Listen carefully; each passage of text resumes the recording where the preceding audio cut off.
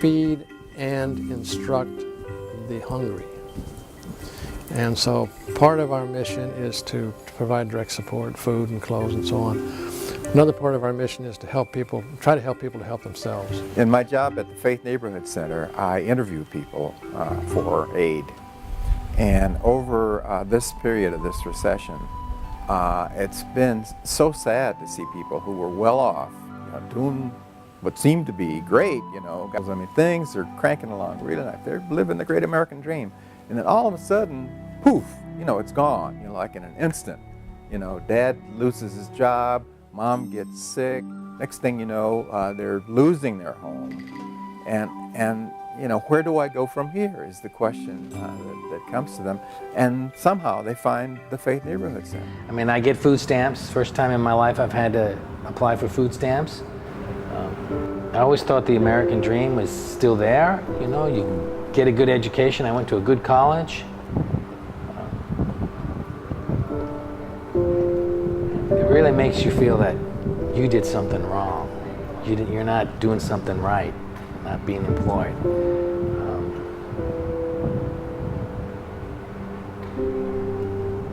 It's pretty hard.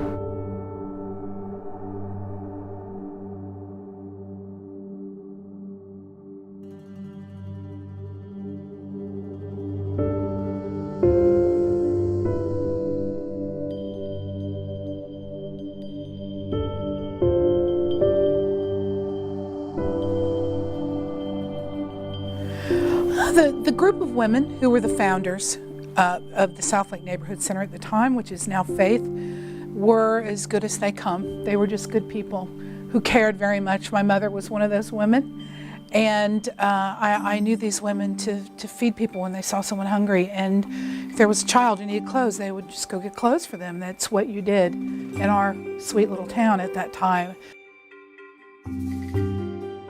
where it takes one person and one meal to feed one child. And if that many more people feed one child and become involved, it's not a grand gesture. It doesn't take millions of dollars. It takes one person at a time coming together and making sure those children are not hungry. And that, as an accumulated effort, is the grand effort.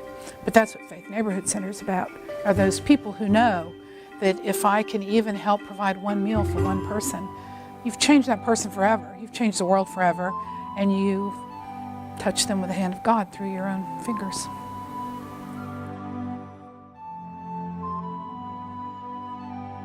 Yes, it is working, because we've got the educational program. We're individualizing the program according to the individual client. So if they know how to use a computer, then we put them in, do you know how to use Word? Do you know how to use Excel? And we do these computer training every Monday and Wednesday. I teach them from the basics, and we can get rather intensive and move on. We teach how to apply for jobs. That's a big one. I teach job skills, okay, with the motivation of helping women to find jobs. But we have women and men here at Faith. Oh, I started the scholarship fund because I love my mother, and I thought it would be a great chance to recognize people who are trying to make something happen in their lives, because sometimes it takes money, but sometimes it doesn't take millions of dollars. It takes $200 to take a typing course so you can get a better job, or it takes someone helping you with your children so you can go to class in the evening.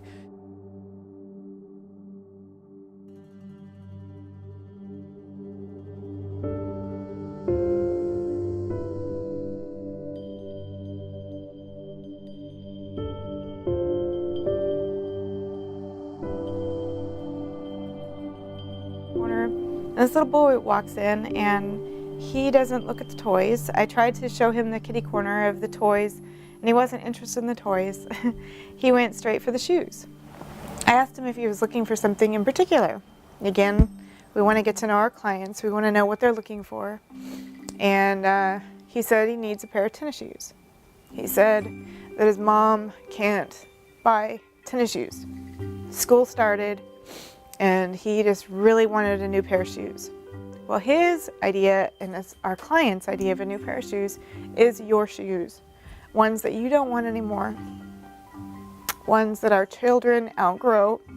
And he was cramming his foot into these little tiny round shoes, and it just didn't fit. I was handing him all these different kinds of tennis shoes, and he kept trying to put them on. He was cramming his foot in, and he's saying, "They're fit, they fit, they fit." And I said, "No, they don't fit." I was digging through piles and piles of shoes. So I found these tennis shoes. Now, they weren't Batman and Spider-Man, the ones that were out there.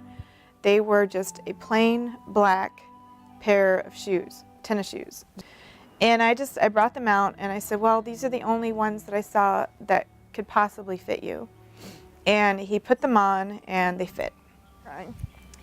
He was so excited. He took them off his feet, and he was rubbing them all over his face. I said, don't rub them on your face. And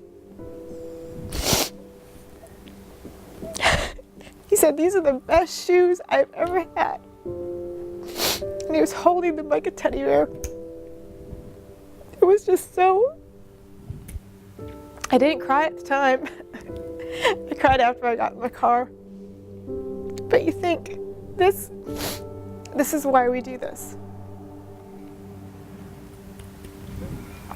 We help as much as we can, in any way that we can, so that a little boy can have a pair of shoes.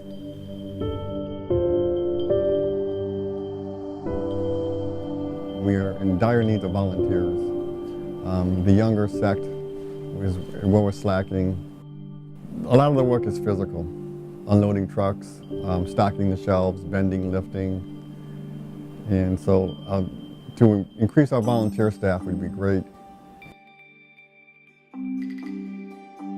There were some people who cared very, very much about some hungry children one day, and their people are still here caring about that, and I love the symbolism of that and the rhythm of that. That's how it's supposed to be.